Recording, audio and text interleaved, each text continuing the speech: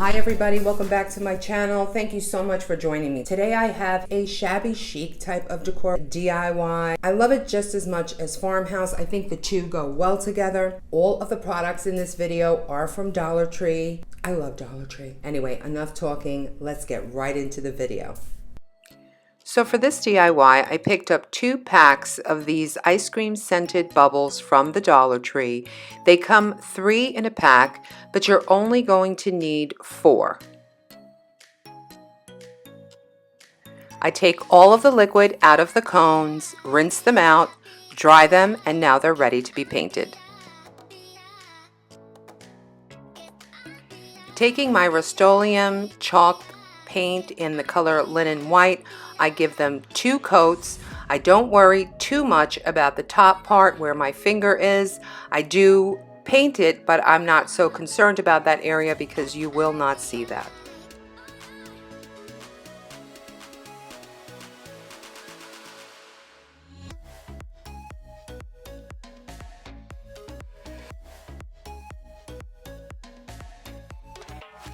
Then I take this farmer's market sign that I got at Dollar Tree a while back.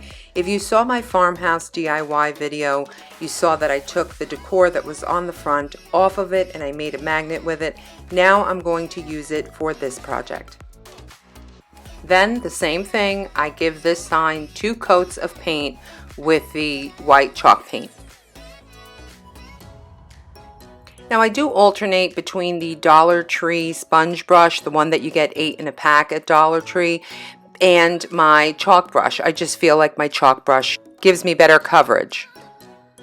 So I picked up this sign in my latest Dollar Tree haul, and this is what really motivated me to do this DIY. I don't want to hang this sign, so the first thing I do is just cut off the jute that came with the sign. And as you can see, I'm struggling. I'm using my Ghetto Fabulous scissors, and yeah, I need a new pair of scissors.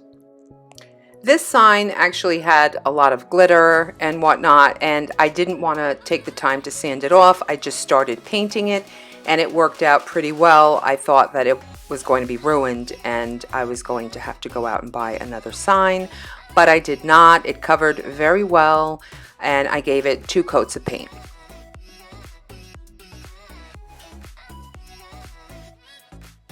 Now once everything is dry, it's time to glue these cones to the bottom of this sign, and I just turn it around, and what I do is I glue each of these cones to the far edge on all 4 corners, and I try to do it as evenly as possible so that when I turn it back around, this thing doesn't wobble. Now I only used hot glue. You can use E6000 if you like for a more permanent bond, but I didn't feel it was necessary.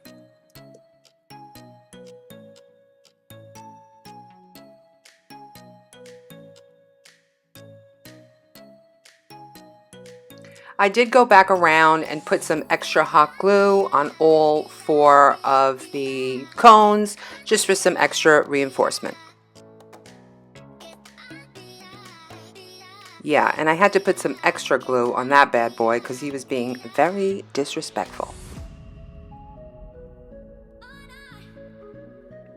So now that that's done, get it together, Marta. Now that that's done, I take my Thinking of a Master Plan sign and I want to create some type of decor on it. Now you can use these self-adhesive stencils by Jot that they sell at the Dollar Tree. They're pretty awesome, but I wanted a French type of font, so I used my Cricut. So I went online and just looked up French sayings, and then I went on to font.com and downloaded the font into my computer and uploaded it onto my Cricut software. It's totally free, and I found a really beautiful saying, and it's La vie est belle. Now, I'm no French major. I probably pronounced that incorrectly, but in English, that means life is beautiful. And I just love that saying because life really is beautiful. It is. Now, I don't know if any of you guys have a Cricut or know how to use it. Help, SOS, if you do. But when you cut your vinyl, you have to do something called weeding.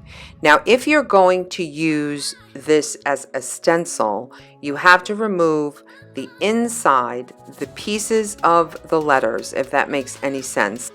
Now, to do that, you use a weeding tool, and that is this contraption I have in my hand. This part was very challenging for me. I ended up cutting the sign right underneath the word Paris, and I'm also going to use the little leaves that are underneath there, but those other words, bye Felicia, I couldn't use them. Now, before I went ahead and stenciled this sign, I took these jumbo wall stickers that I picked up at Dollar Tree. I really loved the roses on here. I thought they were like a faint pink peachy color, and I thought that they would go really nicely with this DIY.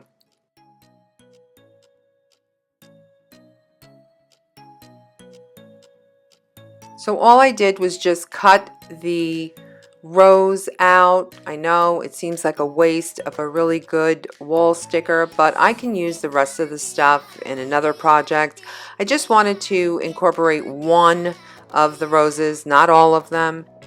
So what I'm doing here is just basically cutting as close to the pattern as possible.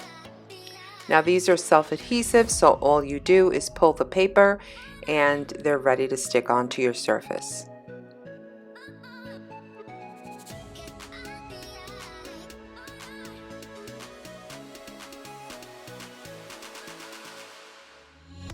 So now it's time to stencil, and I'm going to use this Waverly chalk paint in the color ink. I picked it up at walmart.com for about $6. Now this is a lot of paint. I've had this for a while and it's a great buy for $6. Then I just pull the paper off of my vinyl, figure out where I want the words to be, and then I just stick them on the sign. Now when you're painting on your stencil, you want to make sure you use really thin layers of paint. You don't want to use too much paint or it will seep through the letters. So what you want to do is just use nice thin coats and you will get nice crisp lines. Now I just do that thing again where I'm weeding. And this is done after you pull your vinyl off of your surface.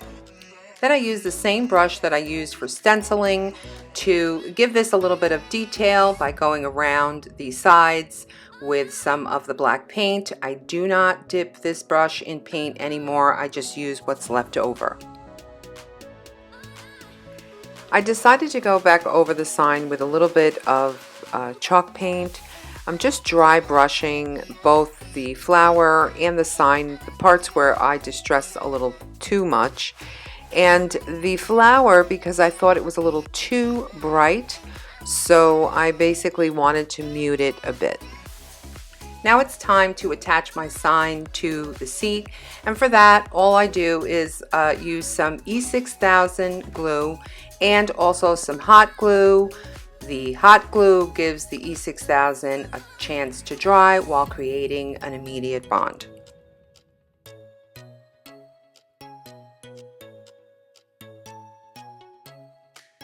Then I hot glue some popsicle sticks to the back to stabilize everything.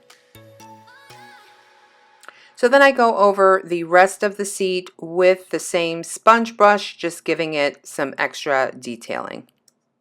Now I did have to go over this with some white chalk paint because I think I went a little cuckoo for Cocoa Puffs with this black paint. So I wanted to DIY a couple of other Dollar Tree items that I thought would go very nicely with this vignette. I love that word, vignette. And so I took this candle holder that I picked up at Dollar Tree a while ago. It has like this metal, oh gosh, this chicken wire around it, and all I did was just give it 2 coats of white chalk paint.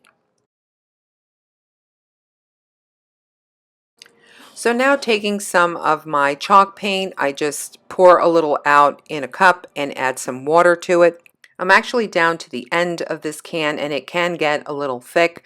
So what I do is add water just to thin it up a little bit because I want to paint these pots and I don't want it to be too thick.